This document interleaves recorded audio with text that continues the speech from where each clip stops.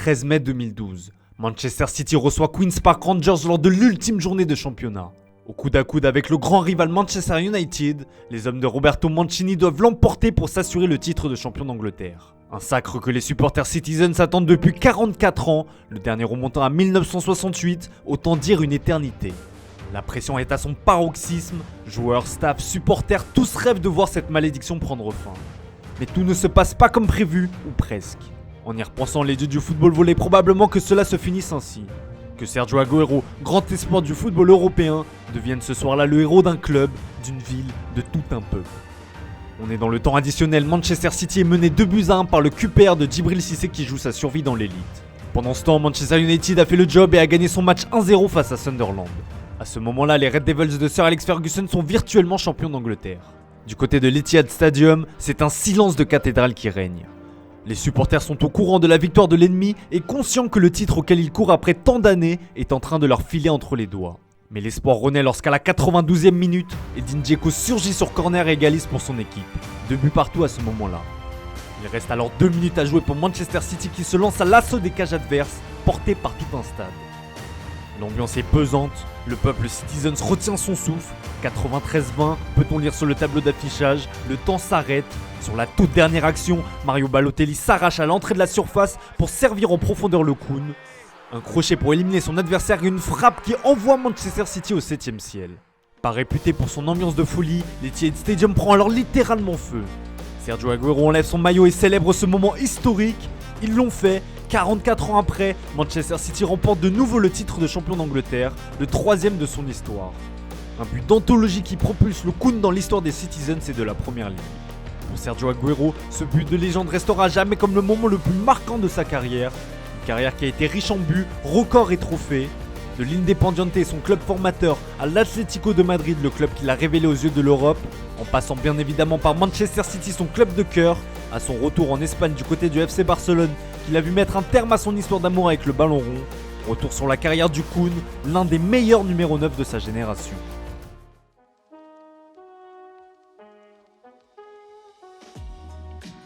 Sergio Leonel Agüero del Castillo, de son nom complet, est né le 2 juin 1988 en Argentine, à Quilmes plus précisément. Il est le deuxième enfant d'une fratrie de 7 enfants, mais il est le seul à porter le nom de famille Agüero, qui est celui de sa mère. Le petit Sergio répond aussi au surnom du Kun. Pour la petite histoire, lorsqu'il était enfant, Sergio Aguero regardait souvent des dessins animés japonais dont le protagoniste se nommait Kum Kum. Ses grands-parents le surnommaient alors Kun en raison de sa ressemblance physique avec le héros principal de la série télévisée. Un surnom qui est resté depuis. 1997. Le Kun débute son histoire d'amour avec le ballon rond en Argentine, sa terre natale. Au CA Independiente et plus précisément, l'un des clubs les plus prestigieux du pays. Sergio Aguero est un gamin talentueux et précoce. Nous sommes en 2003 et le Bambin connaît le premier moment marquant de sa carrière. À 15 ans, 1 mois et 3 jours, il fait ses grands débuts en professionnel face à San Lorenzo, devenant le plus jeune joueur à évoluer en Primera División. Un record de précocité qu'il chipe à un certain Diego Armando Maradona. Il sera par ailleurs intimement lié à la légende du football albiceleste, puisqu'il aura un enfant avec l'une de ses filles. Mais si on met de côté ce record de précocité, la première saison du Kun est délicate puisque c'est le seul et unique match qu'il jouera avec l'Independiente. Il faut attendre l'arrivée d'un nouvel entraîneur, José Pastoriza, 7 mois après sa première apparition, pour le voir réellement intégrer le groupe. Petit à petit, le natif de Quilmes fait son trou en équipe première. La saison 2005-2006 est celle de la révélation. Il claque notamment 18 buts en 36 matchs, des prestations qui tapent dans l'œil de nombreux clubs européens. Les rumeurs d'un départ vers le vieux continent s'intensifient, du côté de l'Atlético de Madrid plus précisément. L'intéressé annonce d'ailleurs à la télévision argentine en avril 2006 qu'un départ à l'issue de la saison est fort probable. Et le mois suivant, le 30 mai exactement, Agüero est officiellement transféré à l'Atlético de Madrid pour 20 millions d'euros, devenant le joueur argentin le plus cher de l'histoire ainsi que le transfert le plus coûteux réalisé dans l'histoire des Colchoneros à l'époque. En Espagne, le Kun ne met pas beaucoup de temps à se faire un nom. Un mois après son premier but sous ses nouvelles couleurs, l'Argentin est au cœur d'une polémique. Le 16 octobre 2006, Sergio Aguero donne la victoire aux siens face au Recreativo de Huelva, d'un but de la main qui fera couler beaucoup d'encre de l'autre côté des Pyrénées. Pas de quoi déstabiliser l'intéressé qui termine sa première saison avec 7 buts toutes compétitions confondues. Il remporte d'ailleurs cette année-là le trophée du Golden Boy récompensant le meilleur joueur de moins de 21 ans. La saison suivante est celle de l'explosion. Après le départ de Fernando Torres pour Liverpool durant l'été 2007, Aguero s'assure une place de titulaire chez les Rojiblancos et devient rapidement le joueur le plus important de l'effectif à seulement 19 ans. C'est alors que débute la Kounmania.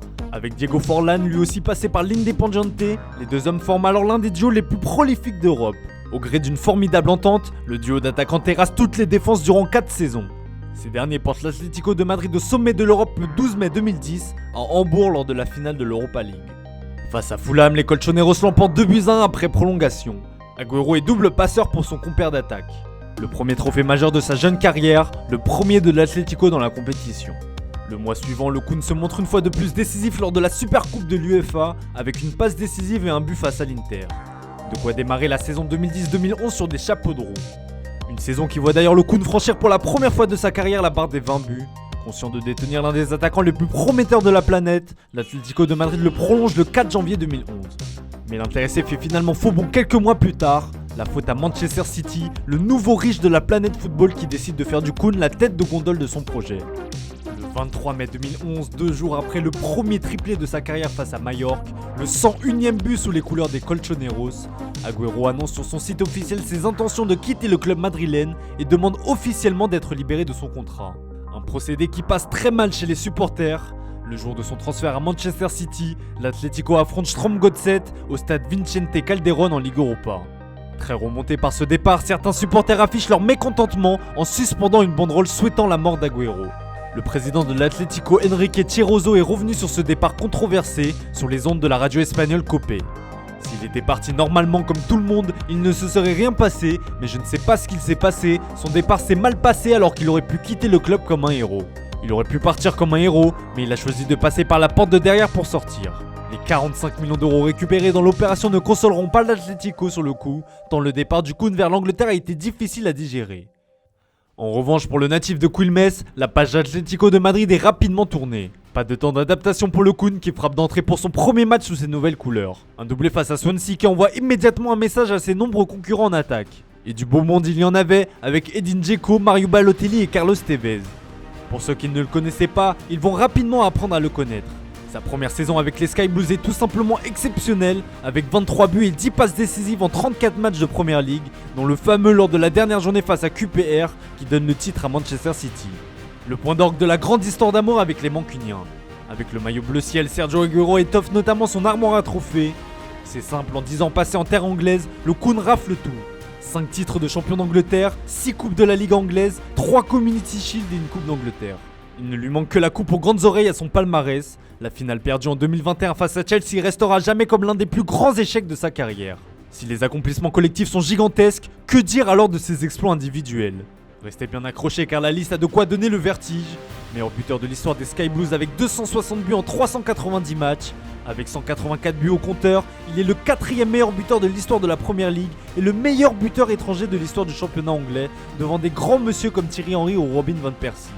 Et ça ne s'arrête pas là, 6 fois meilleur buteur du club en 10 saisons, recordman du nombre de triplés pour un seul joueur au nombre de 12, meilleur buteur dans les confrontations contre les membres du top 6, la liste des exploits individuels du Kun sous le maillot des Sky Blues est impressionnante. Petit exemple pour illustrer le phénomène Agüero sous le maillot bleu ciel, le 3 octobre 2015, le Kun inscrit 5 buts en seulement 20 minutes lors de la large victoire de Manchester City contre Newcastle. Il s'agit tout simplement du quintuplé le plus rapide de l'histoire de la Première Ligue. Un moment magique que l'intéressé a forcément savouré. C'était une expérience incroyable, je n'avais jamais marqué 5 buts dans un même match et je ne pense pas pouvoir le refaire. En plus de jouer blessé, je ne me suis pas entraîné pendant 2 jours et j'ai joué malgré la douleur face à Newcastle. Manuel Pellegrini m'avait conseillé de rester dans la surface et cela a marché. Parfois, il y a des matchs comme ça, des exploits en lettres majuscules qui ont forgé la légende de Sergio Agüero à Manchester City, et ce malgré les blessures qui ont un peu gâché la fin de son aventure chez les Citizens. Et malheureusement, comme souvent, toute belle histoire a une fin. Le 29 mars 2021, Manchester City annonce que l'Argentin partira à l'issue de la saison, un véritable crève-cœur pour le peuple mancunien. Mais Sergio Agüero mettra un point final au chapitre de sa vie de la plus belle des manières, comme il sait si bien le faire, à savoir par le but. Le 23 mai 2021, le Kun dispute son dernier match avec les Sky Blues, un moment fort en émotion qui débute par une aide d'honneur fortement méritée. Rentré en cours de jeu, le buteur argentin ajoute à son compteur 2 nouvelles unités et participe grandement à la large victoire face à Everton. Après la rencontre, son entraîneur Pep Guardiola a tenu à lui rendre un vibrant hommage. He's a special person, and yeah, it was a perfect end, a fairy tale moment. So we won the game. We had good moments. We had to improve for the final a few of them, but and Sergio, we spoke yesterday. What do you want to do? How do you feel for your little niggles for the last week? And you want to play in the beginning, play the second half. So, and he decided maybe the last 30 minutes. So, but he didn't tell me. So, I need just 30 minutes to score 2 goals. So, and he did it again. So, yeah, it's perfect. So it's so good for him. So good. Libre de s'engager où il le souhaite, Sergio Agüero rejoint alors le FC Barcelone, club dont il était fan plus petit, mais aussi club d'un certain Lionel Messi. Ce choix est d'ailleurs grandement motivé par la présence de son grand ami, comme il l'explique lors de sa conférence de présentation. Bueno, se lo dije antes ahí atrás, a la puerta, que de chico dije, algún día seguramente se fijarán en mí, y bueno, acá estoy, pero obviamente no me lo imaginaba, y bueno, cuando llegó esta oportunidad, a cualquier jugador que le digas sale corriendo y viene para acá enseguida, eso seguro. Es un placer y un orgullo que juguemos juntos, ¿no? Así que yo conviví con él en la selección desde chico, así que lo conozco bastante, y bueno, si él seguirá acá, que creo que sí, intentaremos dar lo mejor para el club, como él lo hizo siempre. Amis de très longue date, les deux hommes entretiennent une relation particulière, Léo étant le parrain de l'enfant qu'il a eu avec la fille de Diego Armando Maradona. Leur amitié date de 2005, lorsque l'Argentine remporte la Coupe du Monde des moins de 20 ans. C'est également avec Léo Messi qu'il remporte la Copa América, son seul trophée majeur avec l'Albiceleste. Des retrouvailles forcément très attendues entre les deux amis, mais l'histoire en décide autrement. En proie à des difficultés financières, le Barça est obligé de laisser filer gratuitement le meilleur joueur de son histoire. Un véritable coup de massue pour l'Argentin, qui voit donc son histoire avec le Barça démarrer de la pire des manières, d'autant qu'il arrive blessé.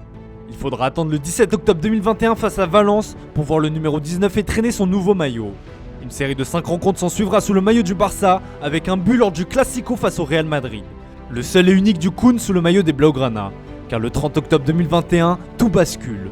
Victime de douleurs à la poitrine, l'attaquant de 33 ans sort de la pelouse sur civière. Emmené à l'hôpital, il s'est alors rendu compte que la situation était bien plus grave que prévu. Et le coup près est tombé, victime de soucis au cœur avec une arythmie cardiaque, il est annoncé indisponible pour 3 mois. Mais les nouvelles indications qui sont ressorties ont fait état de graves problèmes mettant en danger la carrière de Sergio Agüero. Devenant alors inapte pour le sport de haut niveau, l'attaquant argentin est contraint de mettre fin à sa carrière. Et lors d'une conférence de presse d'adieu où le Kun n'a pu retenir ses larmes, ce dernier a expliqué cette terrible décision. Bueno, que he decidido dejar de jugar al fútbol profesional, y nada, es un momento muy duro, pero bueno, estoy muy feliz igual por la decisión que tomé. Primero es mi salud. Ya saben por qué tomé esta decisión, por el problema que tuve hace un mes y pico, por ahí.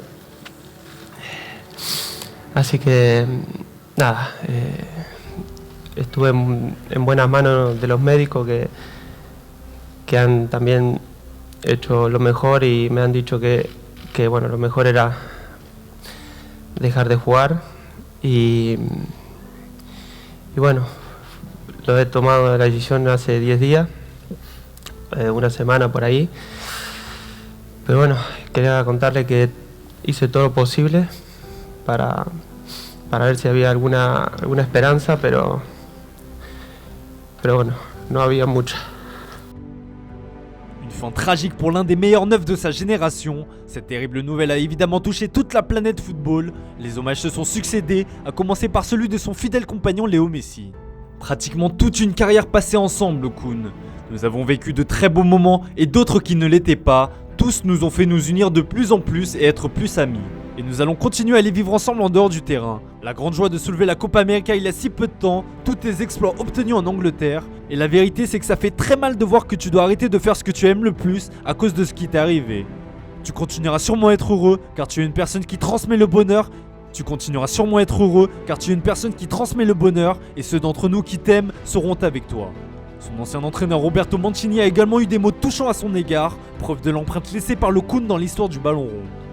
Innanzitutto mi dispiace tantissimo, e Gli auguro le migliori cose nella sua vita, visto che è ancora un ragazzo molto giovane, mi spiace che lasci così presto. Io sono stato tanti anni con lui, l'ho voluto al City, è un grande attaccante, l'attaccante che ha la media gol più alta, uno straniero che ha la media gol più alta in Inghilterra, quindi ha fatto cose straordinarie al City, mi dispiace tanto che debba lasciare il calcio per i giovani. Sergio Agüero dit le Kun a marqué l'histoire du ballon rond, de Manchester City, de l'Argentine et de la Premier League. Difficile de lui rendre un hommage à la hauteur de ce qu'il a donné au monde du ballon rond. Mais les Sky Blues tenteront d'apporter leur pierre à l'édifice. En effet, comme ils l'ont annoncé sur leur site officiel, un hommage tout particulier lui sera rendu. Une statue du Kun sera érigée devant l'Etihad Stadium, aux côtés des autres légendes du club, Vincent Kompany et David Silva. Un bel hommage pour celui qui restera à jamais dans le cœur des supporters Citizens, comme le plus grand attaquant de l'histoire de Manchester City.